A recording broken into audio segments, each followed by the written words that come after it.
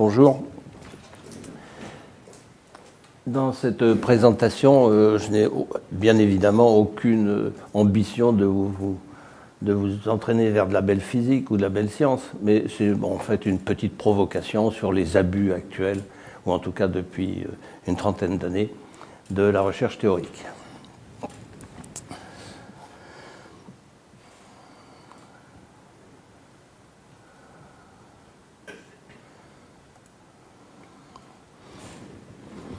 Si on prend la publication de 1905 d'Einstein sur l'électrodynamique des corps en mouvement, c'est-à-dire la relativité restreinte, il y a des pages, plusieurs pages de réflexion, de dissertation sur, par exemple, la synchronicité des horloges, les mesures de déplacement, etc., avant de voir apparaître des premières formules. Aujourd'hui, l'équation d'une onde sphérique qui se propage, c'est C2T2 moins X2 moins Y2 moins Z2. Et quand on change de référentiel, il faut garder cette forme invariante. Dans l'espace qu'on appelle de Minkowski, peu importe, 1, moins 1, moins 1, moins 1, il faut donc trouver une transformation qui laisse invariante cette norme. Alors on fait appel à une rotation, et en deux lignes, on écrit la matrice de rotation, on écrit que le sinus de l'angle de rotation, c'est C sur V, et puis voilà, on a écrit en deux lignes toutes les formules de la relativité. Alors, les mathématiciens disent que c'est joli. C'est joli.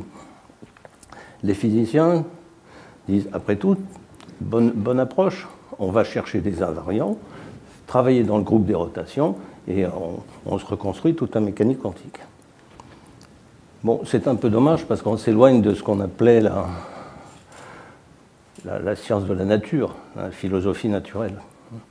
Et la physique, il faut le faire avec ses tripes. C'est de la matière, ça se touche, ça se sent, ça se vit. Bien, alors, on va commencer. Alors moi, j'appelle univers, ou je ne suis pas le seul, on appelle univers l'ensemble des phénomènes observés ou observables, prolongés par des instruments. Alors la science est un ensemble d'approches destinées à nous faire comprendre ce qui nous entoure et essayer de prévoir aussi. Encore faut-il que l'explication ne soit pas plus compliquée que le phénomène lui-même. Et ni que cette explication soit totalement phagocytée par les mathématiques. Alors, il s'agit ici, excusez-moi, je lis cette phrase importante, il s'agit ici d'analyser le danger d'un calcul qui, à partir d'hypothèses douteuses, conduisent à un résultat conforme à la réalité. Parce que ça, c'est courant. Il y en a plein d'exemples où, partant d'une hypothèse fausse, avec des calculs mathématiquement irréprochables, on arrive à quelque chose qui est vrai, ou du moins qui est réel. L'effroyable efficacité des mathématiques confère alors aux hypothèses de départ un statut de vérité démontrée, puisqu'on est passé par la voie des mathématiques. Alors, peut-on s'en priver? Peut-on s'en priver? Quand j'étais jeune chercheur, à l'époque du structuralisme, il y avait par exemple dans les structures de parenté de Lévi-Strauss, il y avait pour les règles d'appartenance à tel ou tel clan, pour la filiation, pour le mariage, etc. Eh bien, quelqu'un avait démontré que l'ensemble de ces lois formait une structure de groupe abélien, et donc on démontrait ainsi, par la résolution d'une équation à x égale b dans un groupe, que, par exemple, l'inceste était impossible. Bon, on n'avait pas besoin de passer par les groupes abéliens, mais ça faisait chic à l'époque. Alors, on va illustrer ce danger avec deux exemples qui présentent deux dangers différents. Un que j'ai appelé la couleur de l'ours, et l'autre sur la formule de Planck. Et puis ensuite, on passera aux univers multiples. Ceci étant, ce n'est pas le but de la conférence, les univers multiples. J'aurais pu prendre la mécanique quantique, par exemple. Bon, il fallait bien décortiquer un cheminement pour mettre en évidence les dangers dont je parle. Alors bon, pour l'instant, ce n'est pas un problème très compliqué. Un ours part d'un endroit donné, il parcourt 1 km en ligne droite, tourne à gauche, refait 1 km en ligne droite, retourne à gauche et refait 1 km en ligne droite, et il se retrouve à son point de départ, en n'ayant parcouru que 3 km. Quelle est la couleur de l'ours? Bon, ben, il part du pôle Nord, il descend le long d'un méridien, 1 km, il tourne à gauche, il prend un parallèle, il remonte avec un méridien, et voilà, il a fait 3 km et il se retrouve à son point de départ. Donc sa tanière est au pôle Nord, donc c'est un ours blanc. En fait, ce triangle curviligne, on pourrait le placer n'importe où sur Terre. Donc l'ours, il peut être brun ou noir, peu importe. La seule chose qu'on puisse dire, c'est que cet ours se déplace dans un univers courbé positivement. Bon, jusque-là, ça va. Alors, on va aller un petit peu plus loin avec cette histoire. Je vais prendre de la technologie plus moderne, des calculs. Alors, par exemple, un satellite géostationnaire au-dessus du parc de Yellowstone qui est en train de filmer un ours qui fait le même parcours que notre ours de départ, prétendu blanc. Alors, on mesure le trajet parcouru, on mesure les angles et on trouve un angle, une somme des angles supérieure à 180 degrés. On en conclut que la Terre est effectivement un corps courbé positivement. Et donc ça explique bien le phénomène observé comme ça de cet ours qui partait du pôle Nord ou d'ailleurs. Seulement, si on a un satellite qui tourne autour de la Terre, c'est qu'on connaît déjà la théorie de la gravitation, au moins newtonienne. Parce que si ce n'était pas courbé positivement, je ne pourrais pas avoir un satellite qui tourne. En plus, s'il est géostationnaire, je connais vraiment la mécanique newtonienne. Donc, en fait, c'est une tautologie. On a simplement montré que si la théorie de la gravitation est vraie, alors ses conséquences le sont.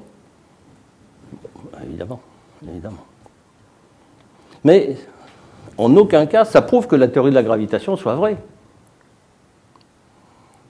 Alors, ce cheminement, on le retrouve beaucoup en physique actuelle, en mécanique quantique.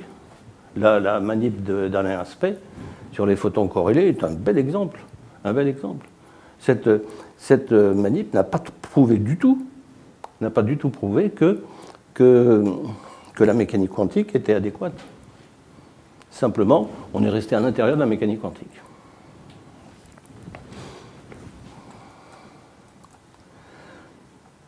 Bon, ça c'était pour une petite plaisanterie.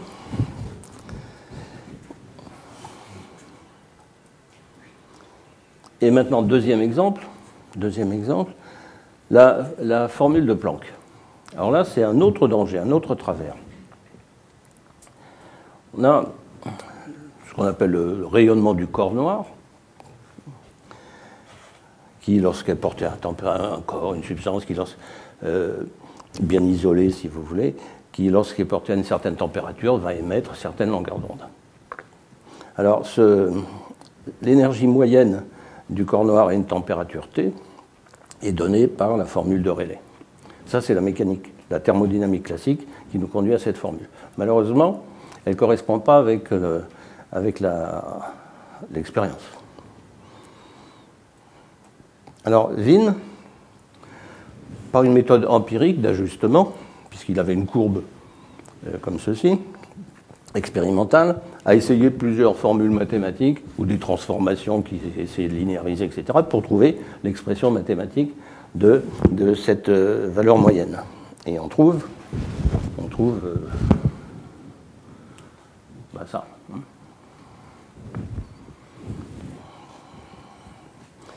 Planck faisait de la thermodynamique. Et il a essayé, à partir de cette formule de la mécanique classique, de la thermoclassique, d'arriver à celle-ci. Il n'y arrivait pas.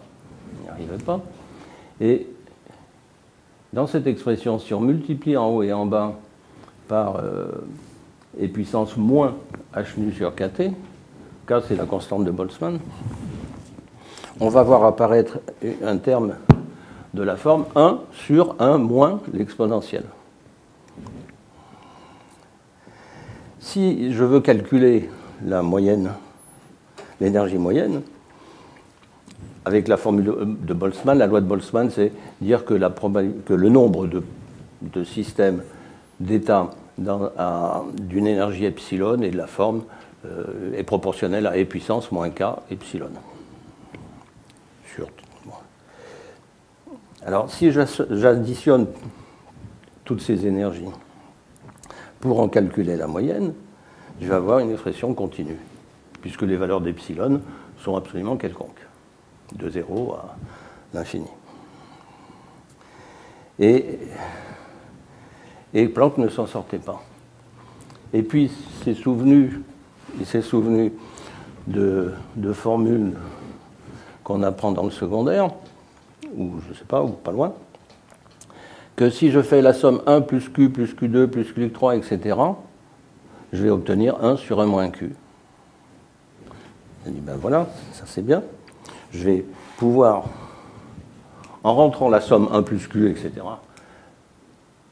je vais pouvoir faire apparaître cette exponentielle. Et donc, là, je répète la formule en question. Et là, il retrouve ce terme-là. Bon, là, je n'ai pas mis tout le calcul. C'est pas utile. En tout cas, il y a quelque chose d'intéressant là-dedans, c'est qu'il est passé du continu à quelque chose de discret, une somme d'états discrets. Mais il ne s'en est même pas rendu compte. Il ne s'en est même pas rendu compte, tout heureux de retrouver cette formule. Il publie en 1900, ça passe carrément sous silence. D'autant plus que Planck avait honte, il le disait publiquement, qu'il avait honte de cette bidouille mathématique, qui ne servait pratiquement à rien. Rappelons aussi qu'en 1900, Planck ne croyait pas à l'existence des atomes. Alors, pour que ce terme-là développé coïncide avec ça, il fallait qu'une constante qui était là-dedans, j'ai appelé ça x, peu importe, soit, ce qui apparaissait là-dedans, soit égal à ce terme-là, h nu. Donc, sous réserve que le epsilon de la loi de Boltzmann soit égal à h nu, ben, ça marchait. Et Planck ne pouvait pas se rendre compte ni de l'importance ni de la signification de ce qui fut le départ de la physique moderne, que égal h nu, l'énergie quantifiée. C'est Einstein qui a expliqué et largement utilisé pour la découverte du photon, cette formule. Alors voilà un autre exemple, très différent de l'ours, où, pour retomber sur ses pieds dans des calculs, on va aller chercher une bidouille mathématique qui nous fait arriver à un résultat. Et ça, c'est le grand mystère des mathématiques. Ça, c'est le grand mystère. Comment se fait-il qu'avec les outils existants, alors qu'ils sont découverts ou inventés, je ne sais pas, comment se fait-il qu'on retombe sur ses pieds dans le réel, qu'on retombe dans le réel? Alors c'est la grande question, je veux dire. L'univers est-il soumis à des lois et sont-elles mathématiques? Quand on fait de la recherche et qu'on veut étudier, je ne sais,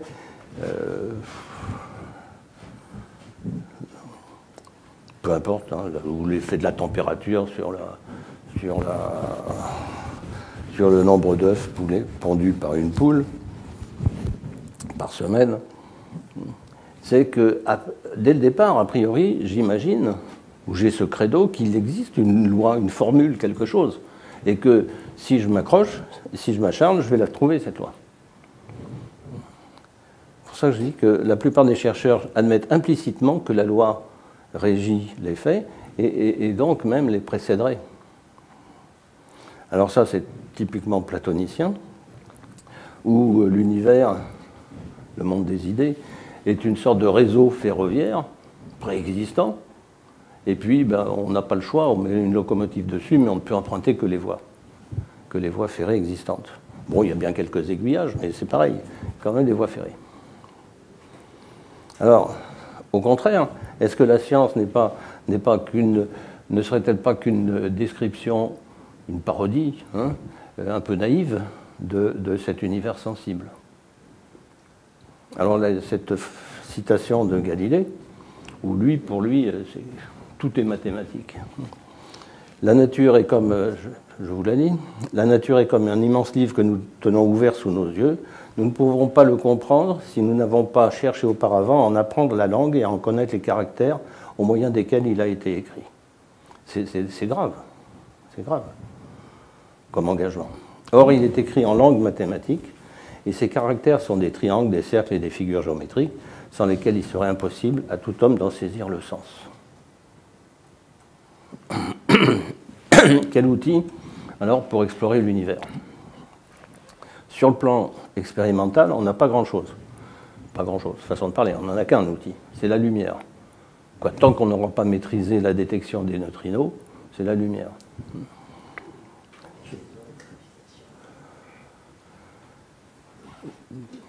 Oui. Et sur le plan théorique, on a un des théorèmes de Hémy-Noether. On a l'habitude de dire Noether sans remarquer que c'était une femme. Peu de gens d'abord savent que Noether était une dame, Hémy, et qui a écrit de très très beaux théorèmes. Einstein disait d'Hémy-Noether que c'était un monument de la pensée mathématique. Le théorème dont je parle concerne des invariants, par exemple l'énergie. Si l'énergie est constante, globalement, dans un système donné, ou en tout cas dans tout l'univers, alors les lois sont permanentes, sont invariantes, sont les mêmes. Ça veut dire que sur le plan théorique, on a cet outil à notre disposition, c'est que la physique actuelle peut être utilisée pour comprendre, ou étudier en tout cas, le tout début de notre univers, le Big Bang, comme on dit. Alors, puisque pour l'instant on n'a que la lumière à notre disposition, on va essayer d'en faire l'archéologie, en supposant que l'énergie totale de l'univers est constante. Lors de son expansion sphérique, la densité d'énergie décroît d'un facteur R4. R3 pour le volume, c'est une densité, c'est par rapport au volume, et R pour la longueur d'onde. Et quant à la densité de matière, c'est divisé par le volume, donc ça décroît uniquement comme R3. Donc on a la densité de rayonnement ici à un instant t donné, vaut celle de départ multipliée par R puissance moins 4. Et puis pour la densité de matière, la même chose pour R puissance moins 3. Au tout début de l'univers, avant la grande expansion et son inflation, au tout début de l'univers, R est tout petit. Et donc R4, R puissance moins 4 est bien plus grand que R puissance moins 3. Donc au départ, dans les tout premiers instants de l'univers, c'est la densité d'énergie qui l'emporte largement sur la densité sur la matière. C'est le rayonnement l'emporter sur la matière. On ne peut pas remonter jusque-là, on ne peut pas photographier cette lumière parce que l'univers était tellement dense qu'il était opaque aux photons, comme aujourd'hui le Soleil. Ce qu'on observe du Soleil, c'est uniquement la surface. Et les photons qui sont créés à l'intérieur, on n'y a pas accès. Et ils mettent un temps énorme, plusieurs millions d'années pour sortir.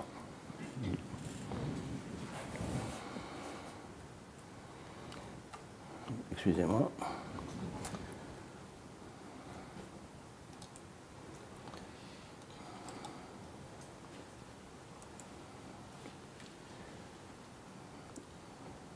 Excusez-moi encore. Là, la souris est très sensible et ça a sauté. Voilà, alors puisque notre seul outil est la lumière, voilà quelques enregistrements. Les sources sont citées sur le côté droit de la photo, à chaque fois. Voilà quelques émissions du centre de notre galaxie, de la Voie lactée, dans différentes longueurs d'onde. Vous voyez qu'on a des images qui sont très différentes, par exemple celle-ci et celle-là, ou n'importe quelle autre.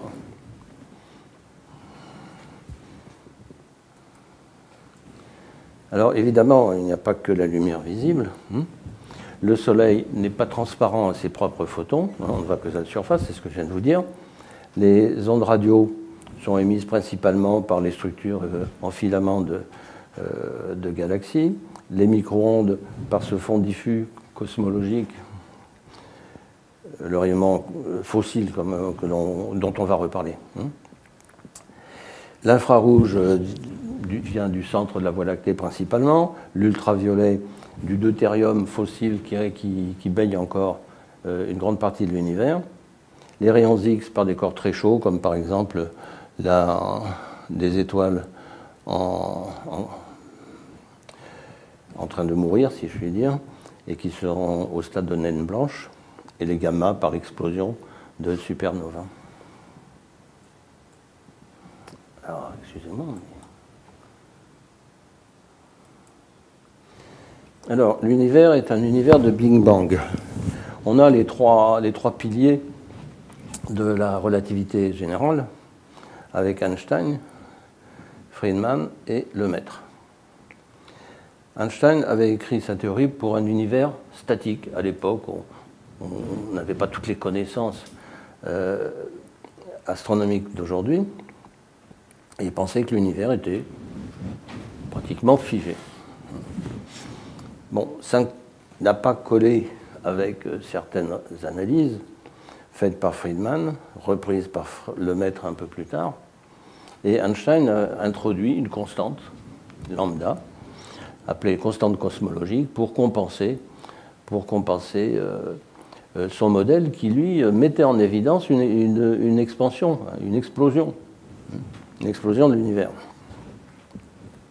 après l'instant initial. Donc il a rajouté un terme pour compenser, pour que ça reste statique. Il a dit plus tard que c'était la plus grande erreur de sa vie, sauf que depuis quelques années, on est revenu sur cette constante, elle a même été mesurée, elle a même été l'objet d'un prix Nobel, et on l'appelle énergie noire, faute de mieux. Donc ce serait une constante qui traduit un ensemble de champs inverses de ceux de la gravitation. Friedman a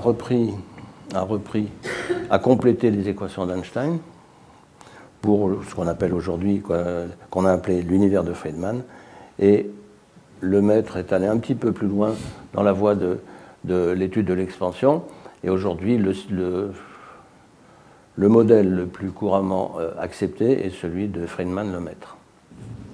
En tout cas, à chaque fois, les équations ont une solution pour t égale 0. Alors ça ne veut pas dire que ce t égale 0, c'est le début de l'existant, que c'est la création avec un C majuscule, simplement l'instant 0 du système qui est en train d'évoluer dans lequel nous sommes plongés. C'est-à-dire le moment où on a démarré la caméra.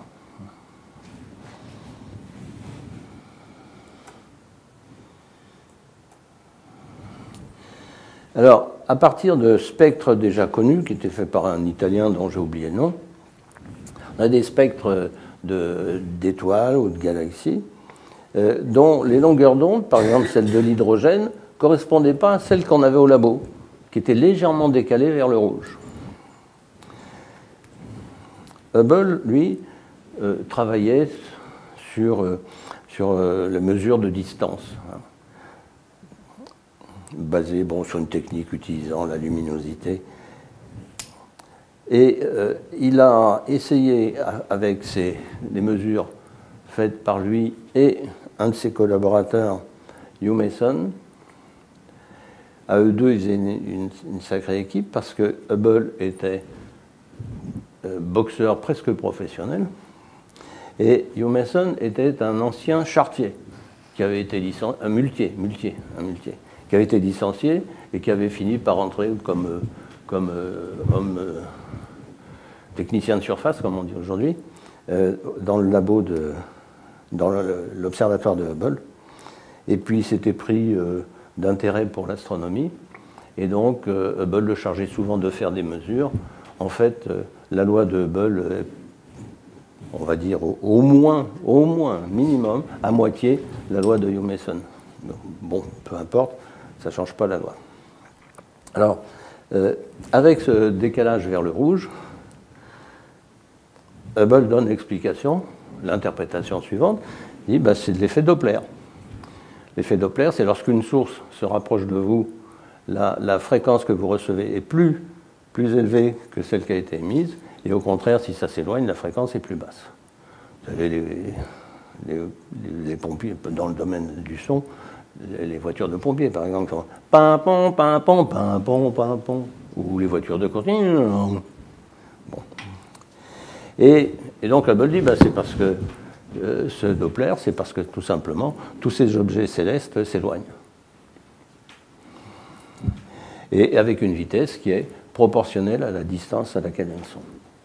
Voilà, et c'est le début de ce concept d'expansion de l'univers. Ceci étant, ce décalage vers le rouge n'est pas forcément du Doppler. N'est pas forcément du Doppler. C'est mon triangle curviligne là, de l'ours de tout à l'heure.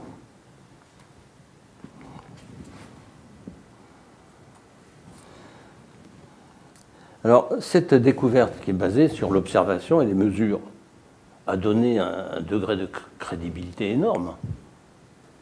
Mais la loi de Hubble, elle n'est pas expérimentale.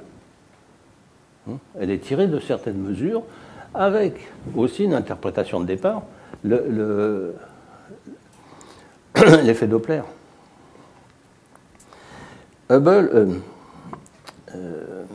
le maître avait en 1127, avec ses calculs, basés sur quelques résultats expérimentaux, avait mis en évidence, au sein de la théorie de la relativité générale, cette possibilité d'expansion. Et là, Hubble, 2 ans plus tard, en 1929, propose, à partir en apparence de résultats expérimentaux, propose à peu près la même chose. Et là, évidemment, ça devient pratiquement une certitude. Sauf que là encore, on a une tautologie, ou presque tautologie, parce que le maître, pour étayer son modèle, avait utilisé les spectres de l'italien du départ, les mêmes que Hubble. Alors, il ne pouvait pas trouver de résultats différents. D'autre part, cette constante H n'est pas une vraie constante. Elle varie. Selon les méthodes de mesure, on ne trouve pas du tout la même chose. Elle est homogène à l'inverse d'un temps. C'est-à-dire qu'avec 1 sur H, on a l'âge de l'univers. Et on trouve des valeurs très différentes. Alors, la valeur la plus admise aujourd'hui, à partir des mesures faites avec des sondes spatiales, est de 13,7 milliards d'années. Mais il y a des associations d'étoiles qu'on ne comprend pas bien, qui elles donnent 15 milliards d'années pour l'univers. En tout cas, ça reste très flou, cette histoire de constante, qui n'en est pas une. Alors, en plus, au cours de l'histoire de l'univers, elle a subi un énorme choc, si on peut dire. Oh là là.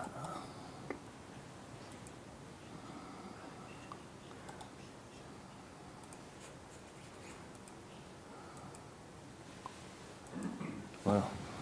1965, une énorme découverte. Penzias et Wilson, qui faisaient de la radioastronomie, si on peut dire, dans le domaine de lointain infrarouge, quoi, des ondes radio carrément, trouvent des signaux qui n'étaient pas dans la gamme prévue. Alors, ils avaient un radiotélescope dont on voit la photo énorme. Ils avaient incriminé des crottes de pigeons. Les pigeons venaient faire leurs besoins dans le cornet, là, le guide d'onde. Mais après des nettoyages, après avoir essayé, proposé plein d'interprétations, ils ont ils ont été obligés d'admettre que c'était un rayonnement qui venait de tout l'univers. Donc on fait la cartographie et on obtient cette image extraordinaire de l'univers âgé de 380 000 ans, qui est très jeune par rapport à ce qu'il est aujourd'hui.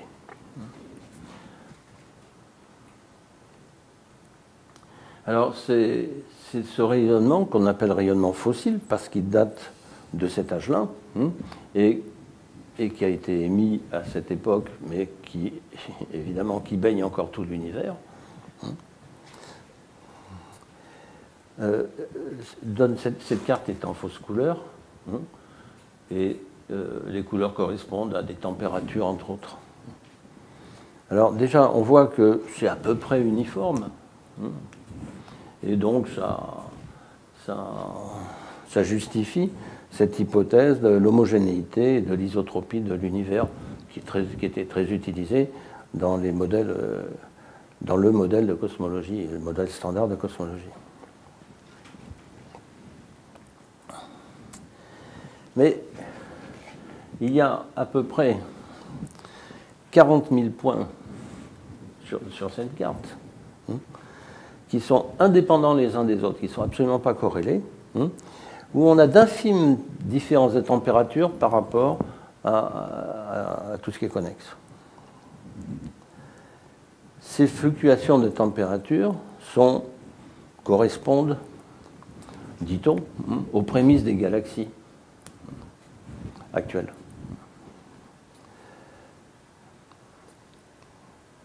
Donc ce serait, si vous voulez, des germes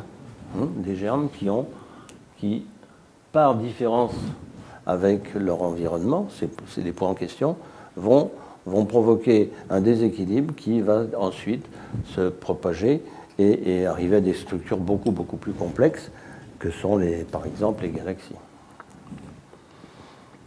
Alors, dans ce cas-là, pourquoi notre univers reste globalement homogène? Et là, un au départ et suivi par d'autres,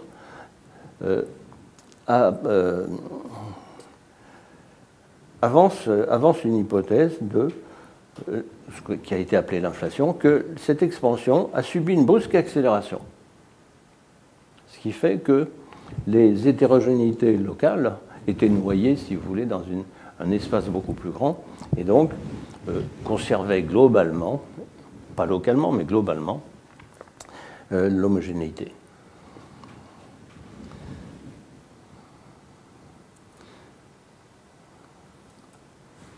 Là, on s'approche peu à peu, j'étais obligé de replacer les multivers dans leur contexte. Alors, on explique l'homogénéité de l'univers par une accélération de l'expansion de l'univers. L'hypothèse de cette inflation décrit ce qui est observé, mais elle n'a probablement aucune réalité, car tous ces calculs, ces hypothèses et tout, sont faits à partir du modèle de Friedmann-Lemaître, de relativité générale. Et bien, dans le modèle, il n'y a pas de galaxie. Il travaillait sur un univers complètement homogène et uniforme, surtout uniforme. Il n'y a pas de galaxie. Donc,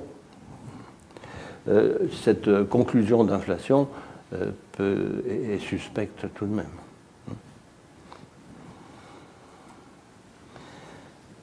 Alors là, une citation de Christian Magnon, du Collège de France. La décision d'attribuer le prix Nobel de physique 2011 au découvreur de la prétendue accélération de l'expansion de l'univers est une farce indigne de la science.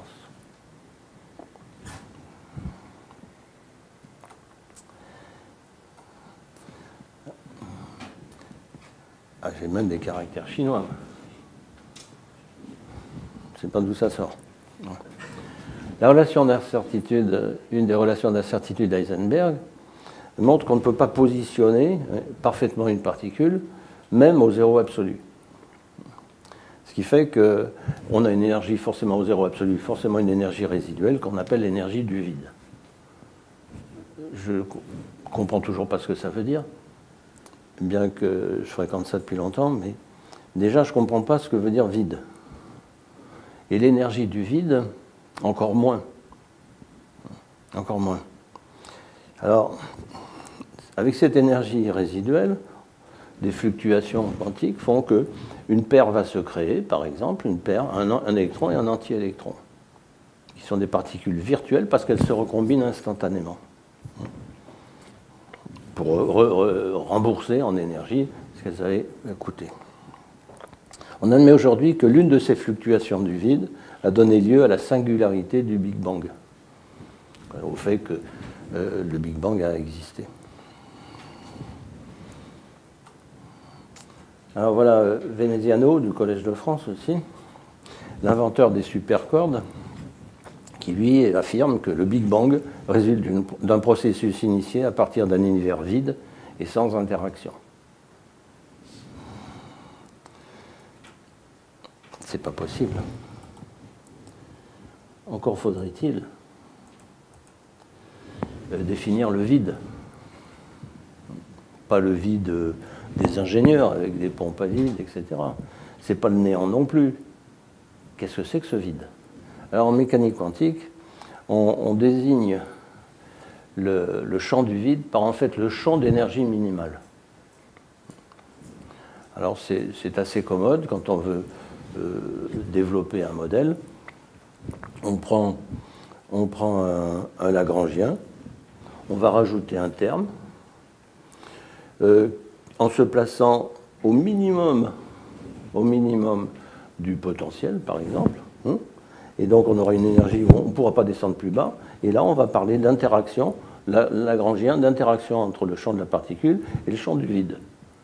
Et puis, alors, selon le terme qu'on a rajouté, on va faire apparaître un boson de masse nulle, ou bien ce que l'on veut à peu près. Ça, c'est le travers de la mécanique, de la théorie des champs aujourd'hui. Alors, le miracle, c'est qu'on tombe des fois sur des résultats qui sont à peu près conformes à l'expérience. Alors, un des rares avantages de la théorie des cordes, c'est d'avoir introduit un champ et défini un champ d'énergie nul. Ça, c'est un grand pas en avant. Mais comme la théorie des cordes est au bord de l'abîme, faire un pas en avant, ce n'est pas forcément judicieux. Et alors, il existe plusieurs théories des cordes. En théorie des cordes, en gros, les particules sont remplacées par des cordes vibrantes qui vibrent, soit linéaires, soit refermées en boucle, dont les dimensions sont très très très petites, de l'ordre de plus petite que la longueur de Planck, 10 puissance moins 32 mètres. Les interactions élémentaires, champ particules ou particule-particule, s'expriment alors comme des vibrations de l'espace-temps. Les modes de vibration de ces cordes sont appelés spin. On les appelle spin, alors qu'il n'y a aucune preuve qu'il s'agisse vraiment du spin des particules. On retrouve. Alors il y a beaucoup de gens qui se sont engouffrés dans cette théorie des cordes. Susskind, à partir de l'équation d'Euler et de ces cordes vibrantes là, est tombé sur une expression dont il a dit ça me rappelle l'équation d'une onde. Donc c'est une onde. Et il triture cette onde. On a eu la même chose avec la relativité générale, où l'une des 16 solutions de l'équation d'Einstein avait une forme de propagation ondulatoire. Il suffit que vous ayez une dérivée de seconde proportionnelle à la position pour que ce soit l'équation différentielle d'une oscillation. Et alors on a appelé ça les ondes gravitationnelles. Comme ça, parce que ça faisait joli, que ça ressemble à une onde. Là, pareil. Pareil. Alors, en plus, Susskind a essayé de faire le lien avec les fameuses ondes gravitationnelles. Les interactions entre ces cordes vibrantes et ces vibrations de l'espace-temps, il appelait ça les gravitons. Comme ça. C'est pas parce qu'il les a appelés gravitons que ces bosons de la gravitation existent. Mais ils existent peut-être. En tout cas, c'est un abus de langage. Ces hypothèses décrivent assez bien certaines observations, mais aucune preuve expérimentale n'a pu être établie. Pour ça, pour manipuler sur des cordes, il faudrait un accélérateur d'environ 10 années-lumière. C'est pas pour demain. C'est pas pour demain. Alors, voilà, et là, ce que j'écris est grave. Il ne s'agit que d'analogie d'écriture. Ça n'a rien de phénoménologique. Et en aucun cas d'une unification des quatre interactions fondamentales, là encore plus. Bon, mais on n'est pas au comble de l'horreur avec la théorie des cordes. Il y a pire. Alors, cette théorie des cordes prédit que notre univers est de dimension 26, parfois 10, selon les écoles au sein de la théorie des cordes. Eh bien, cette théorie des cordes prédit que notre univers, prédit. En théorie des cordes, dans notre espace-temps de dimension 4, on tombe sur des quantités qui divergent pratiquement toutes. Et les physiciens n'aiment pas les infinis. On ne sait pas quoi en faire. Alors, deux théoriciens, Green et Schwartz, ont constaté que dans les équations ou dans les expressions qui contenaient des infinis, qui pouvaient devenir infinis, qui divergeaient, que si on remplaçait la dimension 4 par 26, ça ne diverge plus. Les infinis disparaissent. Bon, pourquoi pas. Les cordistes ont alors décidé que l'univers est de dimension 26 et de continuer leur pérégrination, le cœur léger. Parce que si dans une expression vous avez, mettons, 1 sur R, puissance D moins 26, avec D égale 4, en 0, vous avez un infini. Par contre, si vous faites D égale 26, là, ça disparaît. Là, je schématise à l'extrême. Bon, mais ce n'est pas pour ça que l'univers est de dimension 26. Cette dimension n'est en aucun cas une prédiction de la théorie, mais plutôt une exigence pour que la théorie ait mathématiquement un sens. Uniquement. Parce qu'on ne sait pas manipuler des infinis, alors on fait n'importe quoi pour les faire disparaître. Mais ce n'est pas une prédiction de la théorie. En plus, il y a eu des interprétations plus que oiseuses. Dans l'alphabet hébraïque, chaque lettre a une valeur numérique. Et dans le judaïsme, Dieu a plusieurs noms. Et si on prend les valeurs numériques des noms en question, on trouve 26 ou 10. Alors certains ont dit, ça c'est la preuve de l'existence de Dieu dans les cordes vibrantes ou je ne sais pas quoi. On peut dire ce qu'on veut. Des scénarios d'univers.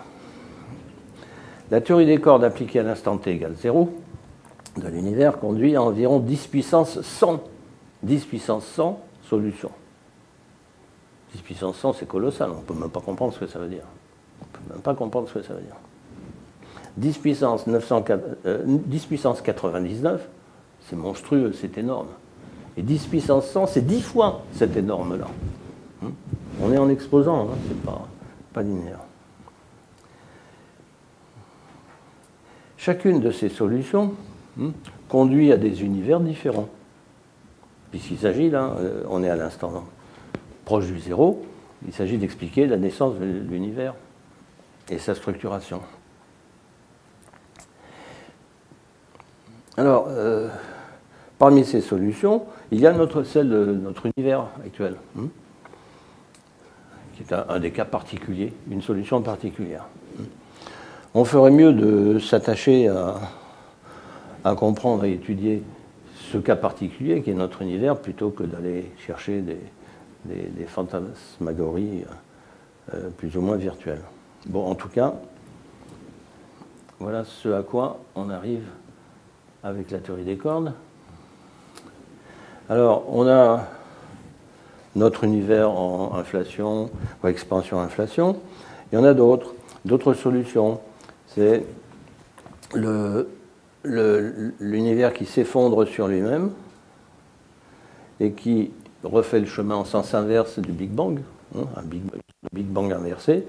Et là, la densité d'énergie redevient colossale et boum, ça explose. Comme une sorte de phénomène de rebond.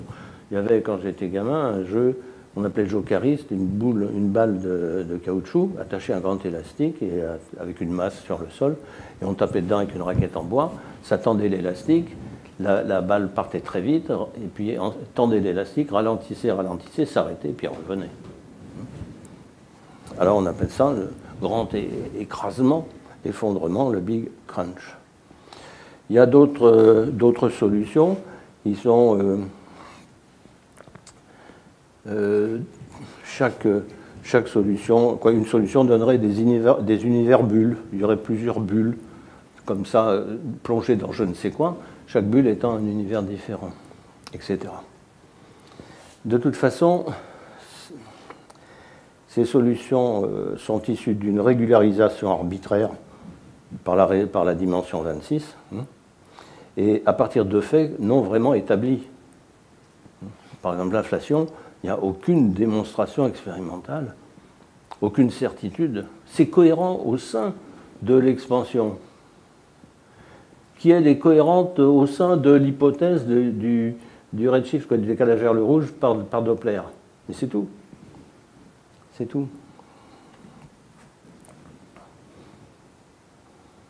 Alors mathématiquement, tout ça, c'est impeccable. C'est impeccable. Si on admet le Doppler de départ de Hubble, l'expansion, l'inflation, la relativité générale, avec des calculs et tout, on arrive à ça. Mais peut-être que le point de départ, lui, n'était qu'une hypothèse, parmi d'autres. Revenons à notre ours. Je peux très bien partir d'un scénario de départ complètement différent. L'ours est sur un morceau de banquise, sur de la glace qui flotte, et qui est soumise au courant. Il y a des courants tourbillonnaires, plus ou moins, etc. Et si je repère la position de cet ours par rapport au fond, eh bien, je vais voir qu'il se déplace, supposons, avec ces fameux déplacements qui le ramènent à son point de départ. Et là, il n'y a même plus de gravitation. Là, si je veux étudier, à partir de ça, faire un modèle, je vais me lancer dans les transferts de masse océaniques, par exemple. Et là, ça va être thermodynamique plutôt que gravitationnel. Donc, le redshift là, de Hubble, il existe un redshift gravitationnel aussi. Bon, mais là, si on parle de Doppler, évidemment, on arrive à tout ça. Mais pourquoi spécialement le Doppler? Et ça n'est pas parce que je vais, avec la théorie des cordes, retomber sur mes pieds pour certaines observations que l'hypothèse de Doppler du départ est vraie. C'est l'histoire de ma théorie de la gravitation avec l'ours à Yellowstone.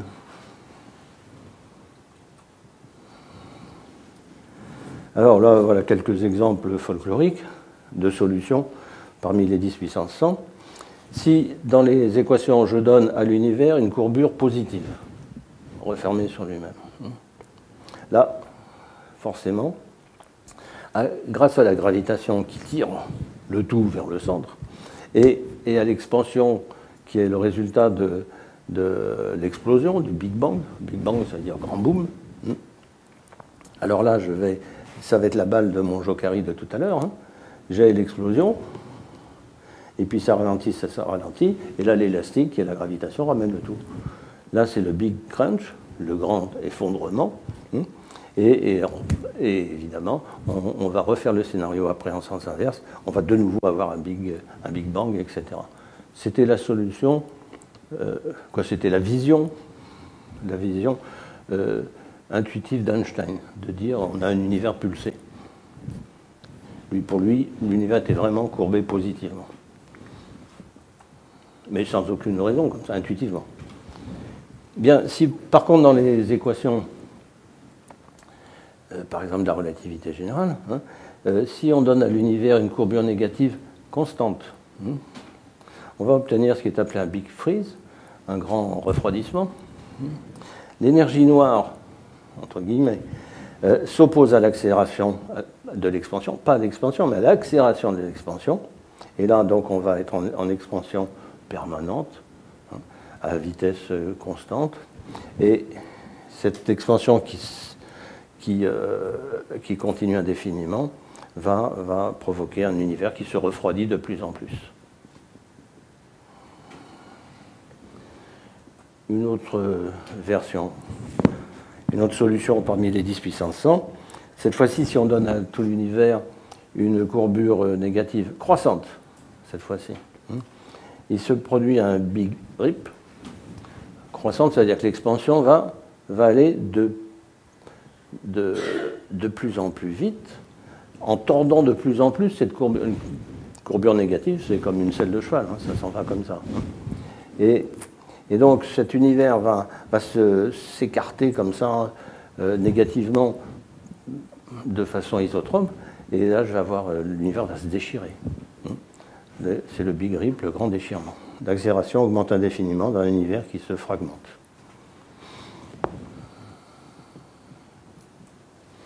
De toute façon, faute d'avoir un univers témoin sur lequel on puisse manipuler, on peut imaginer et raconter ce que l'on veut.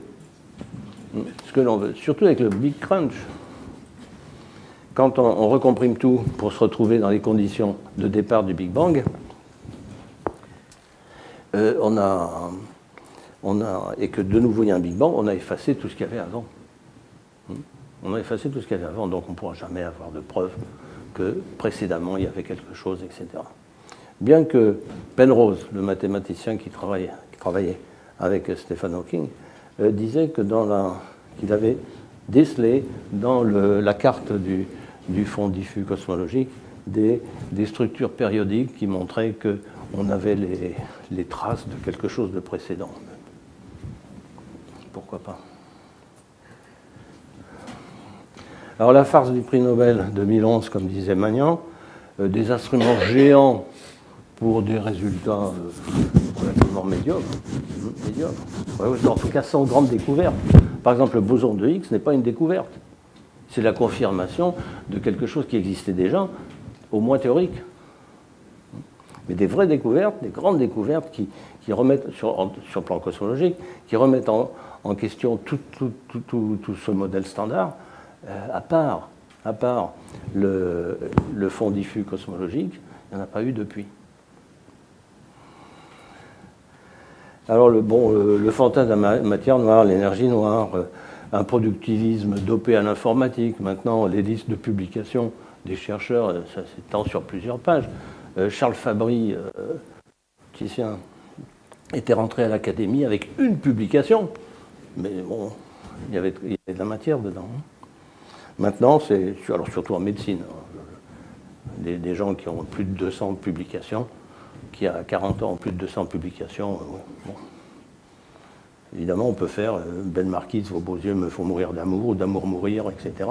Et avec une petite bricole, faire 5 ou 6 publications.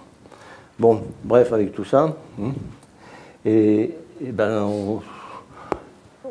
ceci nous conduirait à avoir peur que la vraie science disparaisse progressivement. D'autant plus que l'hypertrophie du théorique, les multivers, etc., nous éloigne de plus en plus des sciences de la nature. Cette hypertrophie du théorique fondée sur des hypothèses issues d'affirmations elles-mêmes hypothétiques, comme l'inflation ou l'expansion, l'inflation. Les hypothèses issues d'affirmations elles-mêmes hypothétiques nous conduisent à admettre comme établies des affirmations gratuites, en faisant une hypothèse saugrenue, par exemple les cordes. En s'appuyant sur une théorie non confirmée, l'inflation, on ne peut progresser, même si tous les calculs sont irréprochables. C'est ça le piège. C'est que les mathématiques sont d'une puissance incroyable, et d'une certitude absolue au sein d'un ensemble de principes ou d'axiomes. Mais si on utilise cet outil fantastique à partir d'un départ qui prête à discussion ou à interprétation, bon, bah, c'est le résultat, lui, n'est pas forcément validé. C'est ce que je disais tout à l'heure avec l'ours, c'est que les manips avec le satellite géostationnaire et tout nous conduisaient à une tautologie, que si la théorie, on constatait que si la théorie de la gravitation est vraie, alors ses conséquences le sont, mais en aucun cas ça prouvait que la théorie de la gravitation est vraie. Les univers multiples, le Big Bang, les trous noirs, ne sont pas les pathologies de l'univers, mais les pathologies de nos approches théoriques actuelles. Et voilà. Bon, j'ai terminé. Si vous avez des questions, il nous reste peut-être 2 minutes. Non, un peu plus, je sais pas. Pardon ? Vous avez le temps. J'apporte le micro pour la question. J'avoue que certaines planches là sont à la limite de la mauvaise foi de ma part. Mais bon, c'est pour faire comprendre. C'est pour faire comprendre. Oui, oui. Vous parliez d'imaginer ce que l'on veut. Imaginons que nous avons une planète à 900 années-lumière d'ici, que nous l'observons. Nous allons voir avec un énorme télescope qui n'existe peut-être pas, mais qui pourra exister, la planète telle qu'il était il y a 900 années-lumière. Oui, oui. Rassurez-vous, des télescopes courants pourraient nous faire observer à 900 années-lumière. Inversement, un observateur se trouve sur cette planète et nous observe. Oui. Il va voir Guillaume le Conquérant partir en Angleterre. Ou revenir, oui. Autrement dit, vu la distance, les temps ne sont pas les mêmes. Ah oui. Parce qu'on voit ce qui se passe 900 années-lumière plus tôt, alors qu'on vit... C'est parce que la lumière ne se propage pas à une vitesse infinie, ce n'est pas instantané. L'été, quand vous regardez le ciel, vous voyez la Lune qui est à un peu plus d'1 seconde de distance. 1 seconde de lumière. C'est-à-dire que la lumière émise par la Lune arrive chez nous 1,1 seconde à peu près. Après. Le Soleil, c'est 8 minutes. Certaines étoiles, 1 année. On dit qu'elles sont à 1 année-lumière. Certaines galaxies à 100 millions d'années-lumière. Bon, et quand l'été, vous regardez le ciel, vous voyez tous ces objets en même temps. Vous avez toutes les dates de l'univers sous les yeux, au même instant. Parce que si vous regardez ailleurs, vous êtes ailleurs dans l'espace-temps, à la fois dans l'espace et dans le temps. Autrement dit, le passé et le présent sont permanents ? Non, ni l'un ni l'autre. Il n'y a pas de passé et de présent, il y a. On a tout, on a un univers. Et alors on peut faire des coupes, si vous voulez, à t constant ou des coupes à espace constant. Mais on a tout, c'est un peu une approche un peu bouddhiste. Quoi, je n'y suis pour rien, c'est la relativité restreinte. C'est difficile à sentir, ça. Difficile à sentir. Mais vous avez par exemple des particules ou des rayonnements très puissants qui arrivent, très énergétiques, qui arrivent du fond de l'univers, on ne sait pas d'où, une étoile qui a explosé ou autre, et qui interagissent avec la haute atmosphère et créent ce qu'on appelait des maisons mues. Aujourd'hui, on dit que ce ne sont pas des vraies maisons, on les appelle des muons. Bon, la durée de vie d'un muon est de 6 microsecondes. La haute atmosphère, 50 km à peu près. Et bien, à la vitesse, même en supposant que les muons ont une vitesse très proche de la vitesse de la lumière, ils n'ont pas le temps, en 6 microsecondes, de traverser l'atmosphère. Or, on en reçoit plein sur Terre. C'est parce que le temps, à leur bord, à bord du muon, ne s'écoule pas de la même façon que pour nous, qui sommes dans un repère, on va dire, au repos par rapport à ce muon. Voilà. Donc, chaque fois que vous changez de regard, parce que dans ce que vous avez raconté, vous avez changé de référentiel, un coup, quand vous regardez avec le télescope, vous êtes au repos, et puis le coup suivant, c'était l'inverse. Donc vous changez de référentiel, il n'y a plus un temps, si vous voulez, qui s'écoule comme ça, au sens antique, de la même façon pour tout et tout le monde. cette image du temps qui s'écoule comme un fleuve, déjà, quel serait le lit de ce fleuve? Rien que ça déjà, si c'était un fleuve. Par ailleurs, est-ce qu'il y a une relation étroite entre l'infiniment grand et l'infiniment petit? Entre la matière, celle qu'on a sous la main, et l'infiniment grand. Si vous prenez une pelote de ficelle vue de loin, vous allez dire c'est une sphère, c'est dimension 3. Vous vous approchez et vous voyez qu'en fait, elle est faite la ficelle, elle est faite de cylindres, embobinés les uns sur les autres. Ça, c'est dimension 2. Si vous approchez encore plus, en prenant une loupe, vous allez voir un fil simplement. Et là, c'est dimension 1. Et si vous prenez un microscope électronique, vous allez voir des structures infiniment petites, complètement différentes, dont vous serez incapable de dire de quelle dimension elles sont. Si vous descendez au niveau des particules, alors là, c'est surtout du vide. Alors, en fait, c'est l'observateur qui va caractériser l'objet de son étude. Donc, si vous cherchez dans l'infiniment petit ce qu'on a dans l'infiniment grand, vous le trouverez, c'est votre regard que vous allez retrouver. Alors, par exemple, l'atome d'hydrogène avec un électron qui tourne autour, comme la Lune autour de la Terre. Oui, malheureusement, ça ne marche pas. Ça marche pas. Alors, par contre, il y a une unité extraordinaire dans l'univers, que ce soit l'infiniment petit ou l'infiniment grand. Les lois sont les mêmes. Les lois sont les mêmes. Et puis, elles sont les mêmes à toutes les échelles et en tout point et à toute date. Le théorème de Noether, à toute date. L'autre fois.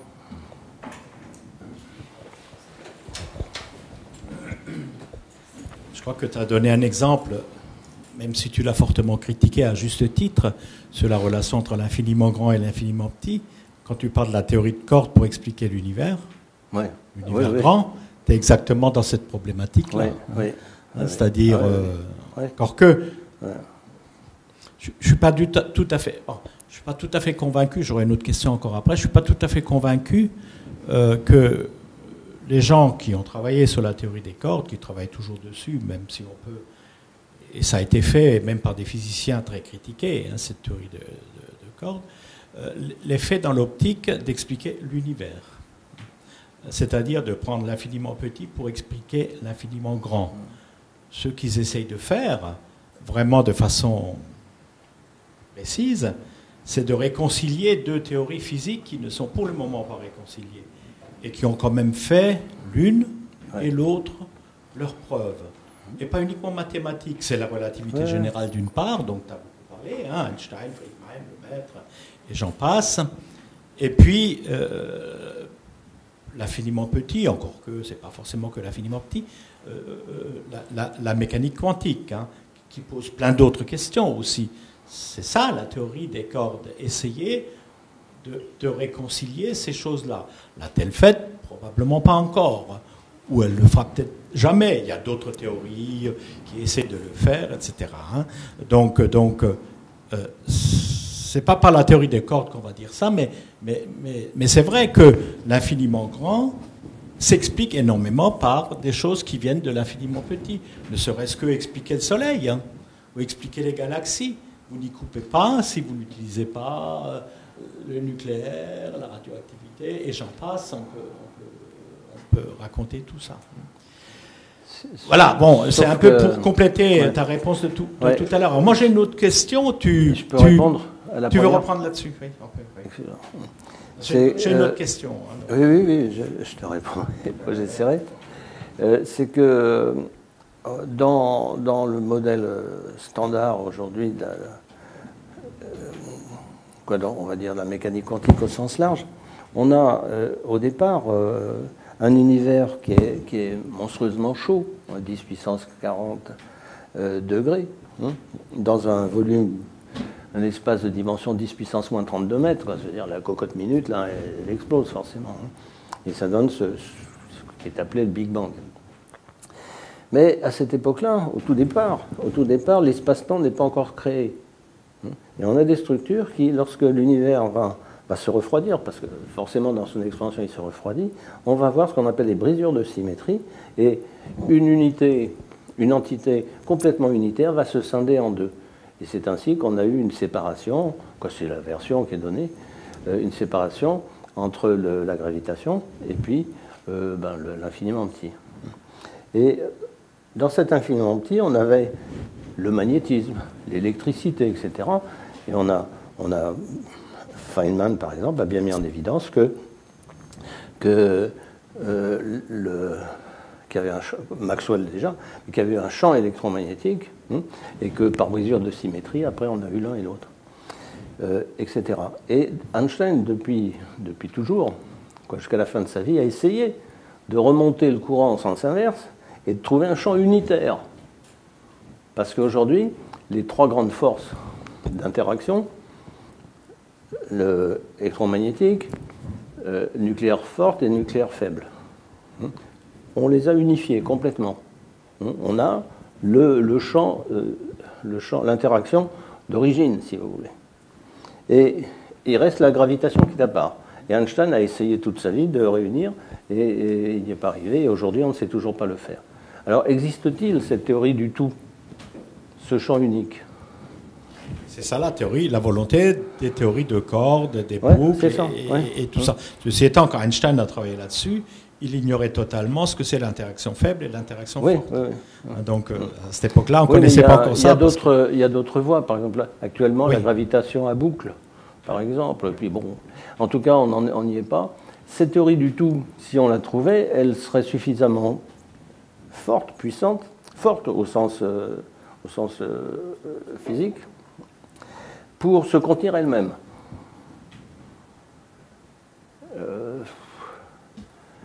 Je crois que là, il faudrait plutôt faire appel à des philosophes, parce que sur le plan épistémologique, je ne sais pas si ça peut se concevoir. On peut peut-être trouver des champs qui ont des composantes sur ces quatre interactions, mais qu'il y ait une théorie, qu'il y ait un ensemble unique, je ne sais pas. C'est trop compliqué, je trouve. Moi j'avais une autre question. Tu sembles dire que... Enfin, te mettre en doute d'une certaine façon que lorsqu'on trouve les choses par la théorie mathématique, que après le côté physique, le côté physique, fallait faire extrêmement attention. Enfin bon, tu t'expliqueras. Mais enfin bon, je pose un peu la question sur des objets. Bon, est-ce que il y a au moins 3 ou 4 exemples évidents sur lesquels on peut dire, mais on peut les critiquer, bien sûr. Je sais pas moi. Prenons, mais je vais en parler demain, moi, donc de cette affaire-là. Les trous noirs. Excuse-moi, vous êtes convié demain à la même heure, au même endroit, à une remarquable conférence par notre ami Godefroy. C'est moi qui vais la faire demain sur les trous noirs, et je me pose la question, parce qu'on est un peu dans les questions. Sont-ils gris, les trous noirs? Enfin bon, je reviens. Donc les trous noirs, c'est quand même un objet qui est, disons, mathématique tout au départ. Et pendant très longtemps, il reste mathématique avant qu'on ait des indices d'observation de ces objets. Alors, tu peux peut-être dire que ces indices en question, c'est peut-être farfelu. Bon, voilà, on va y revenir. Non. Deuxièmement, prenons le Big Bang, c'est le même objet, c'est la même chose, mais ça, on verra peut-être jamais. L'autre exemple, c'est l'onde gravitationnelle. Tu as dit que c'est un objet mathématique, et c'est vrai que Poincaré avait détecté, enfin Poincaré c'est le premier à en avoir parlé, il l'appelait gravifique. Einstein après il a mis son exponentielle pour que ça se propage, et il a dit, bon voilà, il a utilisé, je pense lui, la notion d'onde gravitationnelle sous cette forme-là, et pendant longtemps, un siècle, quoi, pas tout à fait, on a dit que peut-être ça n'existe pas. Ce qui veut, enfin, et ça existe peut-être quand même, puisqu'on a détecté des choses. Alors on peut toujours mettre en doute ce qu'on a détecté. Je ne suis pas tellement d'accord qu'on puisse le mettre en doute, même si c'est très sophistiqué. Les mathématiques sont quand même un vrai outil pour trouver des choses au niveau de la physique qu'on ne peut pas systématiquement mettre en doute. Du tout. Tu l'as pas fait. Je vais prendre un exemple caricature, ridicule même, pour ne pas rentrer dans des détails techniques. On va prendre une technique mathématique, un objet mathématique qui est de calculer une moyenne. C'est facile ça. Hein. Quand je veux dire, c'est pas des grands mathématiques de haut niveau. Calculer une moyenne. Eh bien, si vous moyennez des conneries, vous n'obtenez pas la vérité, même si le calcul mathématique est impeccable. En moyennant des conneries, on obtient une connerie moyenne. Pas une bonne réponse. Non. j'avoue, mais c'est, comme dirait Marchais, mais c'est la mienne. Non, ce que je veux dire, c'est que si tu pars, tu comprends bien ça, le danger des mathématiques, c'est que c'est tellement resplendissant,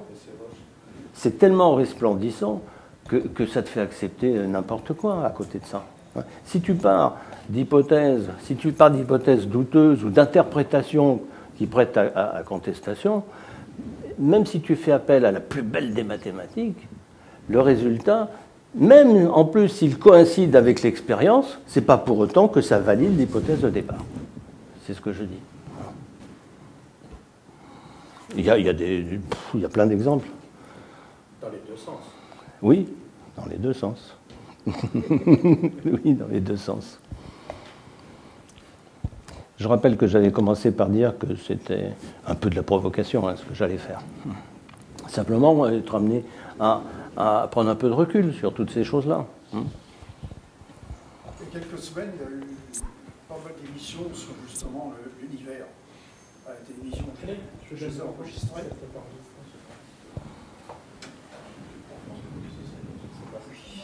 J'ai enregistré ces émissions sur l'univers. Il y avait les trous noirs, il y avait tout y passait. C'était extrêmement intéressant. Et franchement, quand on suit ces émissions, on commence à croire quand même un certain nombre de choses. Apparemment, c'est quand même fondé. Il y a quand même des bases. Par contre, je me souviens d'avoir vu un film qui remonte à un mois ou deux. Et c'était des spationautes qui devaient aller sur une comète qui était de l'autre côté du Soleil. Alors ils montaient avec leur fusée, ils traversaient, et ils retrouvaient leurs homonymes. Les mêmes personnages qu'ils avaient dans leur travail, leur chef, tout ça, ils reconnaissaient tout le monde. Mais les uns étaient positifs et les autres négatifs. Et quand ils se retrouvaient, c'était l'explosion. Là, vous parlez des élections. C'est la matière non de l'antimatière. Vous parlez des élections, non? Quand ils se retrouvent, ça explose. Mais ça, c'est un autre exemple. C'est un autre exemple que j'aurais pu citer tout à l'heure, si vous permettez. C'est un autre exemple que j'aurais pu citer tout à l'heure que tu ne peux pas mettre en doute. L'exemple de la matière et de l'antimatière, la découverte de l'antimatière. C'est les travaux de Dirac, je crois, hein, c'est ça? Oui, c'est ça. De Paul Dirac, qui a pris l'équation de Schrödinger, qui a mis la relativité là-dedans, qui a trifouillé tout ça, et qui trouve des choses, qui dit il y a des anti-électrons. Voilà, excuse-moi. Alors, je finis. Très bel exemple. Qui a dit il existe des anti-électrons. Et voilà. Et ça, c'est pas lui qui l'a appelé positron, ben voilà. Bon, alors après, on les a vus. Enfin, on les a détectés. Oui. Quelques années plus tard, en 1935, je crois, ou je ne sais pas. Et il n'y a aucun doute que ces choses-là existent. La preuve, vous faites des tomographies par positron actuellement. Tu donnes un exemple magnifique. Alors, vas-y, explique-moi. Non, ce que tu viens de dire, c'est un très bel exemple. C'est ce qui se passe dans votre film. Schrödinger avait une équation qui permet d'étudier en principe n'importe quel mouvement, n'importe quel état, système, mais qui n'était pas relativiste. Et Dirac a dit je vais mettre de la relativité là-dedans. Il triture, il mélange bien, il secoue, et il arrive à un ensemble de plusieurs très belles équations.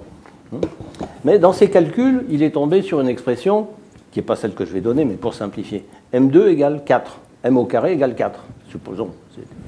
Et mathématiquement, les solutions sont 2 et moins 2. 2, c'est l'électron, moins 2, c'est quelque chose qui est absolument symétrique de l'électron. C'est en fait l'anti-électron, c'est le positron, c'est l'antimatière. Et là, je dis que c'est un très bel exemple, parce que là, les mathématiques, et là c'est mystérieux, ça n'a rien à voir avec tout ce que j'ai raconté. Ça, c'est l'aspect absolument merveilleux des mathématiques, c'est que le calcul fait sortir quelque chose qui ne part pas d'une hypothèse. Il n'y avait pas d'hypothèse. Il n'y avait pas d'hypothèse de départ contestable. Il prend une équation, il la triture, il secoue bien, et dans le cas où les vitesses sont grandes, hein, c'est-à-dire qu'il relativise l'équation, il tombe sur une expression qui admet deux solutions symétriques. Et ça c'est ce pouvoir magique des mathématiques. C'est complètement différent de ce que j'ai raconté. Ce que j'ai raconté, c'est si on parle d'un truc délirant, même si on fait de la très belle mathématique, et qu'on tombe par hasard, ou par miracle, sur quelque chose qui correspond au réel, à l'observation, c'est pas pour autant, avec des calculs irréprochables, une observation cohérente que l'hypothèse de départ est vraie. Il y a plein d'exemples. Par contre, je te remercie de ton exemple d'antimatière. C'est un exemple magnifique, entre autres, on a des centaines de milliers, où les mathématiques font émerger quelque chose comme ça, comme un prestidigitateur. Ça c'est très très bien. L'histoire du boson de Higgs, c'est pas loin d'être pareil. Hein. Quand X et ses compères font ce calcul, il y a longtemps, voilà. Après, on a cherché, on a trouvé quelque chose qui est probablement ça. Au niveau du LHC, c'est aussi un artifice mathématique. Finalement, Galilée, c'était déjà Aristote qui avait dit que tout était mathématique. Galilée a repris ça, et peut-être que les mathématiques, c'est des vraies descriptions des choses. C'est des bonnes descriptions des choses. Bon, alors évidemment, comme tout, on peut en faire ce qu'on veut après. Hein. On peut mal faire, on peut en faire ce qu'on veut. Non, je dis que c'est du plaqué or. Tu prends un objet en plomb, en ce que tu veux, tu barbouilles de mathématiques, c'est du plaqué or, et après tu dis j'ai un objet en or. Non, c'est pas parce que l'or que tu as mis en couche fine est vrai, et de l'or pur, on est en plaquage, que ton objet initial était tout resplendissant. C'est un exemple un peu tordu que je raconte, mais les mathématiques sont un objet fascinant. C'est fascinant, les mathématiques. C'est une immense drogue, d'abord, quand on rentre là-dedans, on ne peut plus en sortir. Et là, c'est un rouleau compresseur. Un rouleau compresseur. L'énorme avantage qui dépasse, bon, je ne sais pas, je ne parle pas du calcul,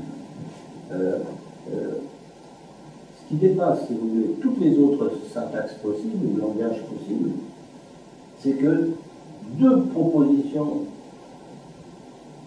différentes ne peuvent pas. On peut, dans un procès, par exemple, vous avez l'avocat de la défense et puis l'avocat de la partie adverse. On les écoute, ils font une démonstration impeccable. L'un que le type est coupable, l'autre que le type n'est pas coupable. Et il n'y a rien à reprendre sur le plan logique de leur démonstration. Pourtant, on arrive à des conclusions. Ça, c'est impossible en mathématiques. Alors, il y a le calcul, il y a cet aspect logique, mais c'est beaucoup plus que ça. Les mathématiques, c'est beaucoup plus que ça. Une espèce de mystère profond, quoi. Et alors, c'est la grande question. Il est prévu que je fasse une conférence en février, je crois, sur justement les mathématiques existent-elles en dehors des mathématiciens. C'est une très grande question. Une très grande question, est-ce qu'on découvre les mathématiques ou est-ce qu'on les invente? Prenez par exemple les tenseurs sans les tenseurs qui venaient d'être mis sur le marché, si je puis dire, à la fin du XIXe siècle. Sans les tenseurs, Einstein n'arrivait pas à la relativité générale. Ce sont les tenseurs qui ont apporté l'explication de la gravitation. Ça, c'est très mystérieux. Alors, c'est uniquement de ça dont je voulais parler aujourd'hui, de ce piège. C'est un objet tellement, un outil, une entité, un monde tellement fantastique, que par sa puissance et puis son indus qu'on ne peut pas discuter, que si on s'en sert en partant d'une hypothèse un peu floue, qu'on arrive à un résultat qui colle à peu près avec la réalité, et bien que cette puissance des mathématiques soit une sorte de label, de certificat de garantie que le point de départ était vrai. C'est le danger. Alors en mécanique quantique, on en a des comme ça. Plein d'exemples.